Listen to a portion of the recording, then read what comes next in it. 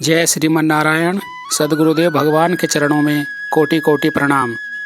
भाइयों बहनों, जब जिंदगी में सब कुछ सही चल रहा होता है तब तो हम प्रभु को धन्यवाद करते हैं, लेकिन जब परेशानी आती है, दिल टूटता है, सारे रास्ते बंद होने लगते हैं, तब सबसे पहले जुबान पर एक ही नाम आता है, प्रभु का।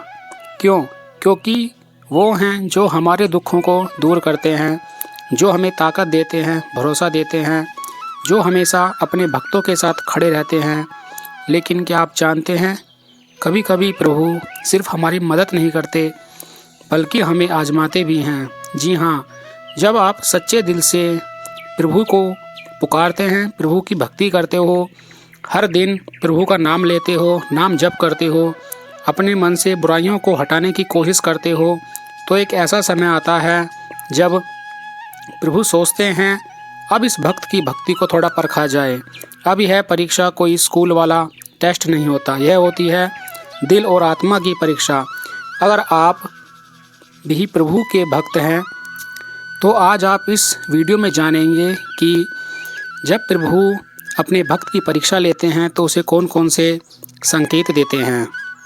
प्रभु कुछ संकेतों के जरिए आपको बताते हैं कि अब मैं देखना चाहता हूँ कि यह भक्त कितना सच्चा है। क्या तू मुझसे प्यार करता है या सिर्फ अपनी ज़रूरतों के लिए मुझे याद करता है। इन संकेतों को हर कोई नहीं समझ पाता, लेकिन अगर आपने ये संकेत पहचान लिए तो समझो आप उनकी कृपा की सीढ़ियों पर चढ़ना शुरू कर चुके हो, जो यह बताते हैं कि प्रभु अब आपको एक अलग स्तर की भक्ति पर ले जाना चाहते हैं। और अगर आपने इस परीक्षा को पार कर लिया तो समझिए कि आपकी भक्ति में अब कोई कमी नहीं रहेगी। तो आइए जानते हैं ये कौन से संकेत होते हैं। पहला संकेत, मन में बार बार बेचैनी और अशांति का अनुभव होना। अगर बिना किसी वजह के मन में बार बार बेचैनी रहती है तो यह केवल मानसिक थकावट नहीं बल्कि एक आध्यात्मिक चेतना भी होती है। प्रभु ऐसे समय में आपकी आंतरिक स्थिरता और आपके मन और भावनाओं के ऊपर आपका कितना काबू है उसकी परीक्षा भी लेते हैं। प्रभु देखना चाहते हैं कि क्या आप मानसिक उलझनों के बीच में भी उनका ध्यान करते हैं या नहीं करते। यह परीक्षा आपको अंदर से मजबूत बनाने का एक जरिया होता है। इस समय राम नाम का जप और ध्यान सबसे अधिक प्रभावी होता है। अगर आप खुद को संभालते हैं तो यही बेचैनी आपको शांति की ओर ले जाती है। दूसरा संकेत, पूजा पाठ में मन ना लगना। लेकिन आप फिर भी पूजा पाठ करते हैं। अगर पूजा पाठ से पहले जैसा मन नहीं लग रहा है और फिर भी आप रोज़ नियम से पूजा कर रहे हैं तो समझिए आप एक उच्च स्तर की भक्ति की परीक्षा से गुजर रहे हैं। प्रभु देखना चाहते हैं कि क्या आप सिर्फ आनंद के लिए भक्ति करते हैं या सच्चे मन से। जब मन पूजा में नहीं लगता और फिर भी आप प्रभु के नाम का, प्रभु की लीलाओं का गुणगान करते हैं, कीर्तन करते हैं, तब आप सच्चे भक्त कहलाते हैं। यह उस श्रेणी की परीक्षा है जो भक्त को सिद्धि की ओर ले जाती है। लगातार अभ्यास आपको फिर से उसी आध्यात्मिक ऊर्जा से भर देता है। तीसरा संकेत, अपने करीबी लोगों से विवाद या दूरी का बनना होता है। जब अपनों से ही दूरी महसूस होने लगे, बिना कारण विवाद हो, वह आपकी भावनाओं को न समझें तो समझिए आपकी परीक्षा शुरू हो चुकी है। यह समय भावनाओं पर नियंत्रण बनाए रखने का होता है। प्रभु चाहते हैं कि आप इस अकेलेपन में भी उनसे जुड़े रहें। क्या आप अपनों के व्यवहार से निराश होकर भक्ति छोड़ देंगे या फिर विश्वास के साथ प्रभु के नाम का गुणगान करेंगे, उनका कीर्तन करेंगे।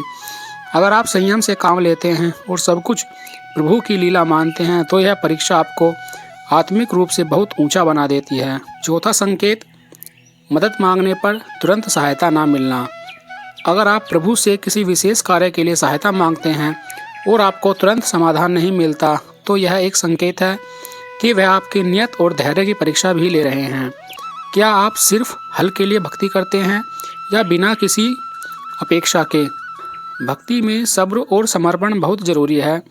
अगर आप निरंतरता बनाए रखते हैं और फिर भी प्रभु का नाम लेते रहते हैं तो देर सवेर प्रभु मदद ज़रूर करते हैं, और वह भी उस समय पर जब उसका सबसे ज़्यादा असर हो। पांचवा संकेत, पुराने पाप या कर्मों की याद बार बार सताना। अगर बिना कारण आप अपने पुराने किए हुए कर्मों को लेकर दुखी हो रहे हैं या बार बार पछतावा महसूस कर रहे हैं तो यह एक संकेत होता है कि आपकी आत्मा अपवित्रता की ओर बढ़ रही है। यह भी एक परीक्षा है। क्या आप गिलानी में फंसे रहना चाहते हैं या ईश्वर से क्षमा मांगकर आगे बढ़ना चाहते हैं? प्रभु चाहते हैं कि आप अपने अतीत को भुलाकर एक नई सीख लें, उसमें ना फंसें। प्रायश्चित और प्रार्थना से ही आत्मा को शुद्ध किया जा सकता है। छठा संकेत, अचानक आत्मविश्वास में गिरावट आना। अगर आप पहले आत्मविश्वासी थे और अब अचानक लगता है कि आप किसी काम में सफल नहीं होंगे, तो यह आपकी आत्मचेतना की परीक्षा है। प्रभु यह देखना चाहते हैं कि क्या आप खुद पर और उन पर भरोसा करते हैं या नहीं करते। भक्ति केवल मंदिर जाने तक सीमित नहीं है, बल्कि खुद पर विश्वास बनाए रखना भी एक प्रकार की भक्ति है। इस स्थिति में प्रभु की लीलाओं का गुणगान करना, प्रभु के नाम का कीर्तन करना, जप करना आपको शक्ति देगा। जैसे जैसे आप अंदर से मजबूत बनते हैं, वैसे वैसे आत्मविश्वास भी लौट आता है। तो भाइयों बहनों, अगर आपको भी इन संकेतों का अनुभव हो रहा है तो समझ जाइए कि प्रभु आपकी भक्ति की परीक्षा ले रहे हैं। यह समय है अपने विश्वास को मजबूत करने का, अपने मन को और स्थिर रखकर प्रभु की लीलाओं का गुणगान करना, नाम जप करना और कीर्तन करने का, और अपने हर कार्य में सच्चाई और श्रद्धा बनाए रखने का। हर परीक्षा के बाद प्रभु का आशीर्वाद और भी गहराई से जीवन में उतरता है। इसलिए घबराइए मत, पीछे मत मुड़िए, क्योंकि यही समय है खुद को सिद्ध करने का। प्रभु कभी अपने सच्चे भक्तों का साथ नहीं छोड़ते। वह परखते हैं ताकि आपको योग्य बना सकें। और जब आप परीक्षा उत्तीर्ण कर लेते हैं तो प्रभु की कृपा की ऐसी वर्षा होती है जो जीवन की हर कठिनाई को सरल बना देती है।